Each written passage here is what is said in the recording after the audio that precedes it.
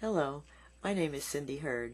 Thank you so much for allowing me this opportunity to speak with you today about a concept that I found incredibly powerful the first time I heard it, and it's helped me to understand all aspects of my life with greater clarity. I consider myself to be extremely fortunate to be mentored by Bob Proctor, and am now a certified Thinking into Results facilitator with Bob and Cindy Gallagher. You may recognize Bob from the movie The Secret by Rhonda Byrne. What we do is help individuals, companies, and organizations learn how to master their minds and gain abundant success. You and I think in pictures. If I asked you to think of your house, instantly a picture of your house flashes across the screen of your mind without any conscious thought. But if I asked you to imagine your mind, you would probably picture your brain. We do this because we don't have a picture of our mind. Our brain is no more our mind than our fingers or our toes. In psychology, we know that the mind is more a function or an activity rather than an actual location. Around 1934, Dr. Thurman Fleet, a chiropractor in San Antonio, Texas, created a picture of the mind to help us, enable us to work with it. Here we see the stick person.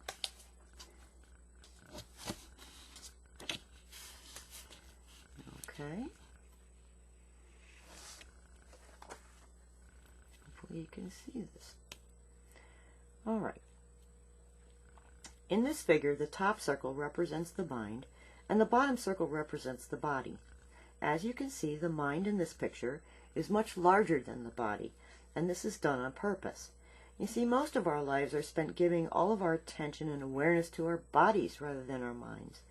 Yet it is the mind that controls everything from our bodies to our surrounding physical results.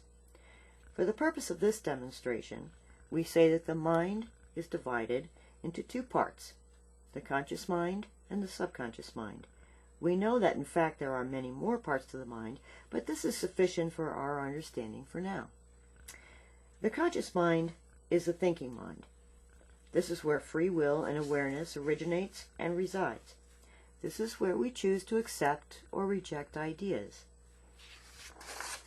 Do you know that you have 100% control over the thoughts that you think? If that's a new concept for you, let me explain. The subconscious mind is where our feelings and emotions reside. It is the storehouse of the mind. This is where the part of the mind where we store our memories, our habits, conditioned beliefs, and our self-image. When we understand this, it allows us to know that we can choose to focus on what we actually want instead of what we don't want or what doesn't work. Thoughts that are held in the conscious mind and have an emotional charge, positive or negative, are impressed upon the subconscious mind, which then dictates the feelings that we feel. Negative thoughts feel bad, just as positive thoughts feel good.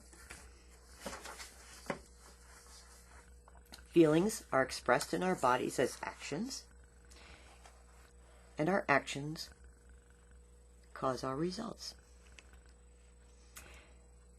Everything in our lives is an expression of our minds. If you want to know what you're thinking, take a look at your results, and you'll know without a doubt. People who are fearful and doubtful are not your top performers. To change our results, we must first change our thoughts, and we can absolutely do that. Most people know what to do to get better results. However, if you're not getting the results you want, then you know that the feelings in your subconscious are not in alignment with your intellectual thoughts. Therefore, your actions do not reflect your desired results. The biggest gap in our lives is between what we know and what we actually do. It's important for all of us to understand that our current results are not a reflection of our potential. Your current result is nothing more than a reflection of your previous thinking. Thinking brings feelings, feelings bring actions, and actions bring results. My mission is to help people learn how to achieve their goals using the Thinking into Results program that I facilitate. Let me share with you some of what you will learn. Let's begin by asking the question, how do I choose a positive thought or a negative thought? Well, we all know about our 5 physical senses. We see, hear, smell, taste, and touch. We have been well conditioned to perceive our lives using these five senses from a very early age. Imagine these senses as being like five antennae sticking up out of our heads in the conscious mind. These senses are always being bombarded by our environment through things like TV, internet, radio, and conversations around us. But when we're talking about changing our results, we must be careful of who and what we're listening to. For example, if you want to become financially independent, seek out and learn from those who are financially independent. If you want to be the top person in your field, then seek out and learn from the top people in your field. Don't seek out advice from family, friends, or coworkers who are not achieving or living the results in their lives that you're seeking. There is a better way to influence your thoughts independent of your environment, and that is through the higher side of your mind or your intellect. Through the proper use of our intellectual faculties, we are able to control the way we think. These faculties are like mental muscles, and when you learn to use these muscles, you will create the results and live the life you desire. These faculties are called the will, reason, perception, memory, imagination, and intuition. Let's talk about one of these mental faculties that we use, but almost always unconsciously. It is the one called imagination. Napoleon Hill, author of the great classic Think and Grow Rich, said, "The imagination is the most marvelous, miraculous, inconceivably powerful force that the world has ever known." And on Miracle on 34th Street, Santa Claus called it the greatest nation in the world. You see, when we're kids, we use it all the time to create pictures of who we want to be or how we want our lives to be like. And then as we get older, we're constantly being told to stop daydreaming and get back to reality. It doesn't take long for most of us to forget how to dream. But all the men of science and theology all tell us we are what we think about. So why do we spend so much of our time thinking about that which we do not want rather than about what we would love? It's simple conditioning and only requires that someone help us become aware of this error in programming, and then we could begin to make the correction.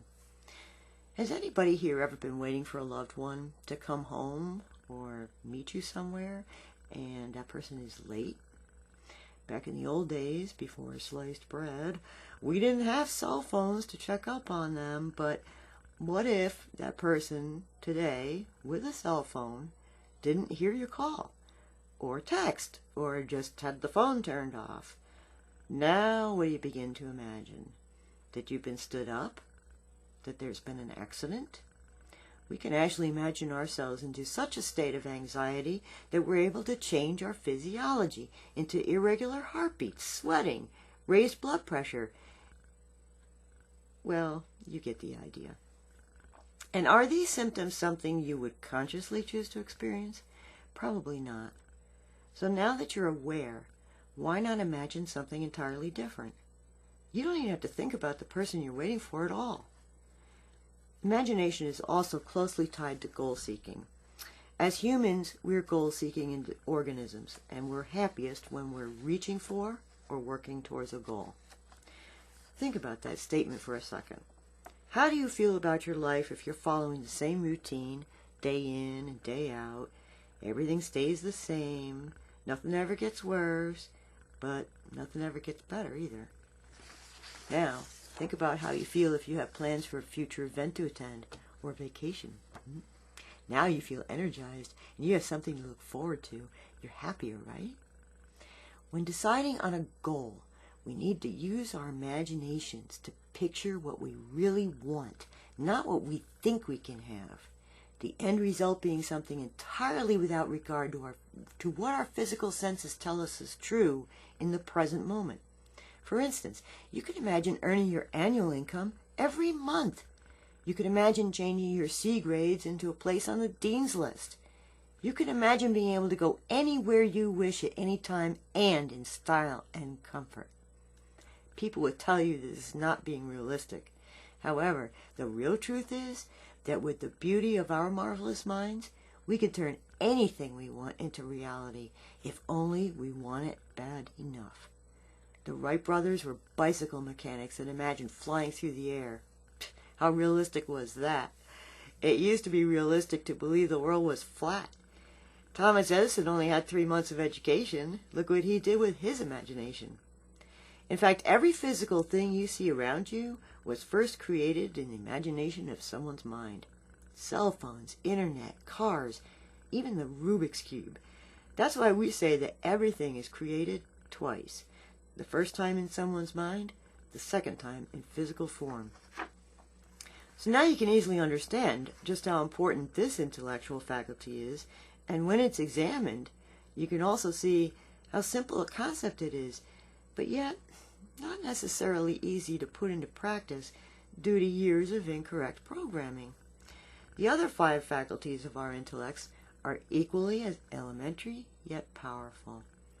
You are designed to create and live a life you love, and that is why I am so grateful to be able to work with people every day, teaching and sharing with them how to use these same resources and intellectual faculties to achieve and live the results they desire. We are thinking of results all the time, whether we realize it or not. Why not do it by design rather than by default? In this program called Thinking into Results, created by Sandy Gallagher with Bob Proctor's help, there are 12 lessons, each with a short video and companion workbook. All of the lessons reveal what you need to know to propel you into forward thinking and a quantum leap into the success-filled life you want, whether it's in the area of your work, education, income, relationships, sports, or any area of life you wish to improve. It's the best program available in the area of personal development to date. The videos and the audios are superb quality, and the workbook exercises are the most in-depth of anything you'll ever see in the field. By doing the exercises diligently, they will extract from you new ideas and concepts that will astound you as you hit one aha moment after another. In addition to the digital or physical formats of the TIR kit, you receive the benefit of a live, experienced consultant that you meet with once every week or every 2 weeks, depending upon your choice of how long you wish to take to reach your goals. I invite you to take the next step into your success today. Again, I thank you for your attention and will gladly answer any questions that you may have at this time. Thank you.